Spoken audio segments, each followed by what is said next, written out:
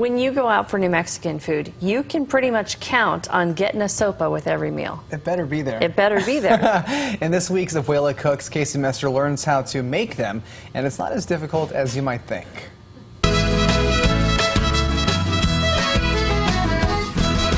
All right, back at StuffedLust Sopapilla Company. Today, it is all about their infamous Sopapillas, because that's what you guys are known for, the Sopapillas. All right, to me, I hear it, and I'm just going, there's no way I can do this. I don't want to mess it up, but really, it is going to be a simple recipe like your others. Very simple. All right, so let's get started. First ingredient, or what do we do first? 4 cups of flour, 2 tablespoons of baking powder, which I'm going to measure right here, 1 teaspoon of salt, 4 tablespoons of shortening, which I have already measured here. And then it calls for 1.5 cups of warm water. So warm water, does that make the difference? If, you know, I was in a hurry, I have it a little warm. You can have it a little bit hot, or it can be a little cool. All right, that is warm. I like to mix my shortening and my flour and stuff a little bit by hand. I start adding my water. And the water varies. You can add a little, sometimes it takes a little less water or a little more water. You can get, after you've mixed it a few times, you kind of get a feel of your dough. So with this recipe, how many Sopapillas will it make? It varies. Sometimes I make about 4 to 6 dozen. Oh, wow. And after about 10 minutes of hand mixing, Abuela Julia's Sopapilla dough was almost ready.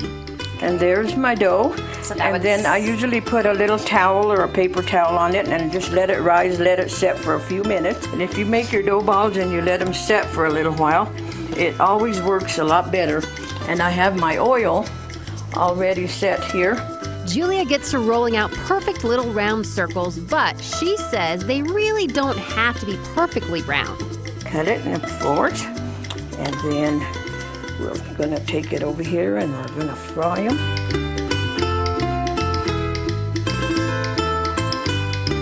How hot does your oil need to be? 350 degrees. And you just slide it in? Slide it in. Just slide it right in there? Be real careful not to burn yourself. Okay. Abuela Julia prefers a cast iron pan as it really holds the heat. Flipping them over, right? Yeah. Okay. As soon as they start browning on the edges. Okay, so then from this is when you open them up and fill them? You have to slit them a little bit? Is that the... Slit them and fill them up. I never dreamed my Sopapillas would be filled with so many good things. And delicious was an understatement. This was the best Sopapilla I had ever had. Oh my gosh. A little fresh. This will make you want to go off your low-carb diet. Yeah. That's really good. You can get Abuela Julia's recipe on KOV.com and find out where StuffedLust's food truck will be next. You can follow their Instagram and Facebook page.